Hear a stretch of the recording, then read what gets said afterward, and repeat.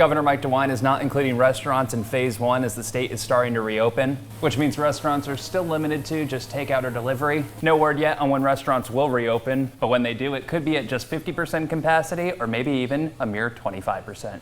Just because gyms are closed doesn't mean you can't go outside and get a nice workout from home, but with virtual online classes being taught every single day, you can still get a workout from an area pro.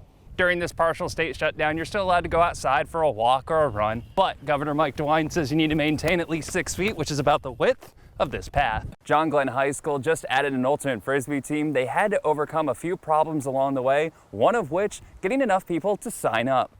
But that wasn't a problem as they had nearly 30 people sign up. The next problem, where were they going to play?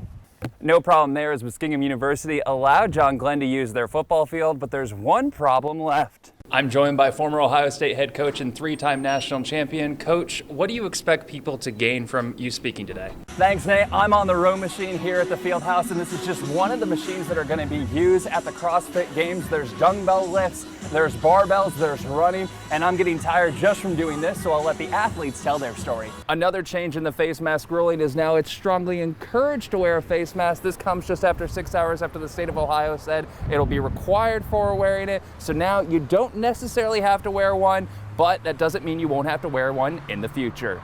Construction was supposed to begin today, clearing out all the sticks and thorn bushes to create a park for little kids to play with right over here, an extension of the cemetery all the way on the other side of the field, but obviously no construction vehicles anywhere because coronavirus has officially shut that project down. Last year when Guernsey County decided to move forward with this project, it said it would all depend on when the weather happened. Well, now coronavirus has made sure that the weather, although beautiful, did not play a factor in this decision, and whenever the park gets built, if things stay as they are right now, kids won't even get to play on it.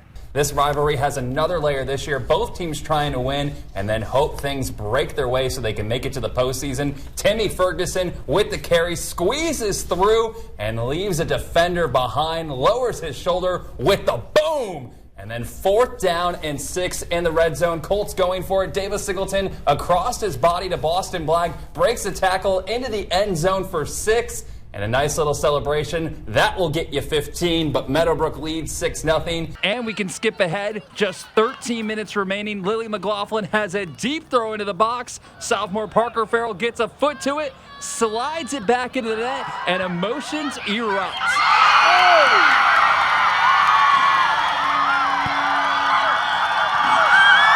Farrell's scream might be my favorite part of the celebration. And now for the highlight of the night, Black chucks it at the hoop and somehow it drops, and the reaction from the bench says it all. Heller wants to get in on the scoring and swish, and then hits him with a little air guitar. Pass ahead, James flushes it home.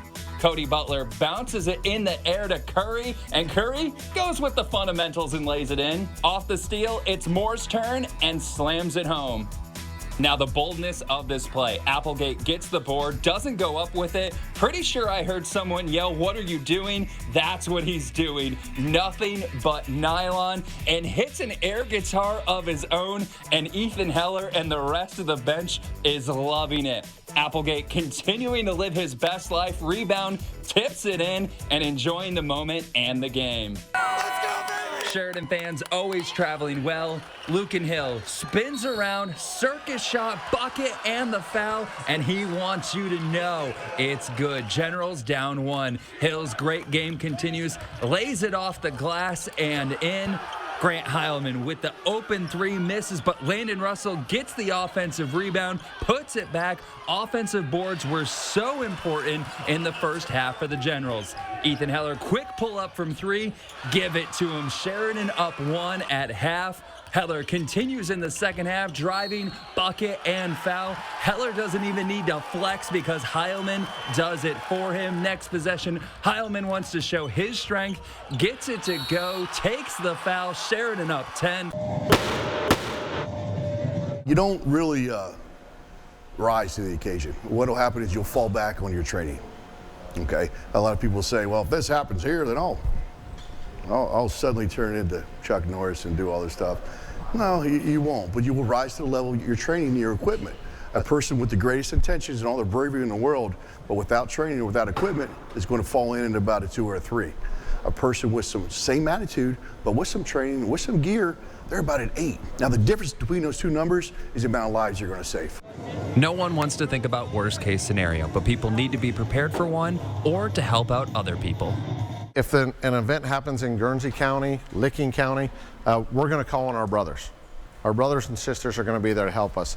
Each department helping each other out quickly and efficiently is crucial to saving lives. We can talk to a transportation officer and say, look, I need buses and I need 3 helicopters, I need 16 squads. Go do that. Local first responders took the reins during its final day of training, segueing from learning in the classroom to being able to gain hands-on experience. We showed them the basics of the tactical emergency casualty care. They went from the hows and the whys to the hands-on portion to, at the end of today's drills, taking over for themselves. Things go a lot smoother. The first day we were kind of like robots going through the March assessment. But what you do is you arm yourself with some knowledge and some gear and equipment, so that way you can put your bravery to best use. No one wants an event like this to happen. However, trainings like these save lives if the event were to occur.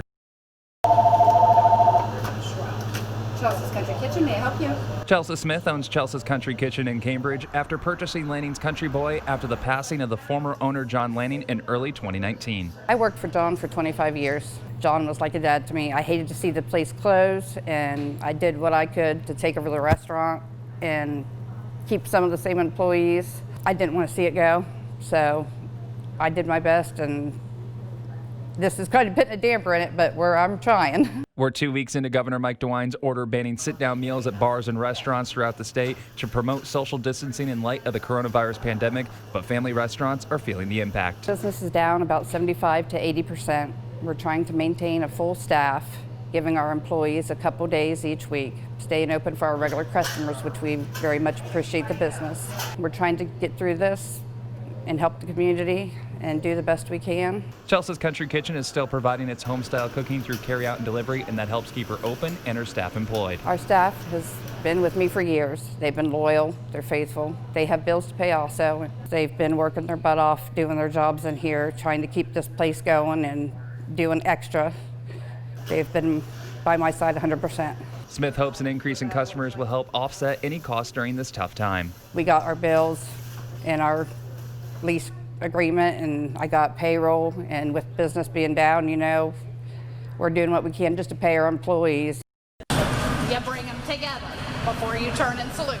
The Cambridge YMCA gymnastics team is preparing for nationals, and the 27 girls competing have spent hundreds of hours practicing for the big stage. They start in June of each year, working on the next year. They have to get a certain score in order to be able to qualify for nationals, and every single one of our girls qualified this year. All of that work has led to a mix of emotion from the gymnast. I'm really excited. I'm a tiny bit nervous. I'm excited for nationals. Scared, nervous, all of those mixed together. I'm excited the most, but really nervous for beam because I don't like beam. Beam might not be Gibson's favorite, but both her and Tipple have a special love of one event. Bars. Bars, I love them doing flips and jumping to the other bars. It's fun. Get on, you get off. You don't spin forever on it, and it's easy, and you get off. They may say it's easy, but I can promise you it's not. Even though the girls are focused on nationals, both have the same dream. My dream is to go to the Olympics and win. I want to go to the Olympics. That's my dream.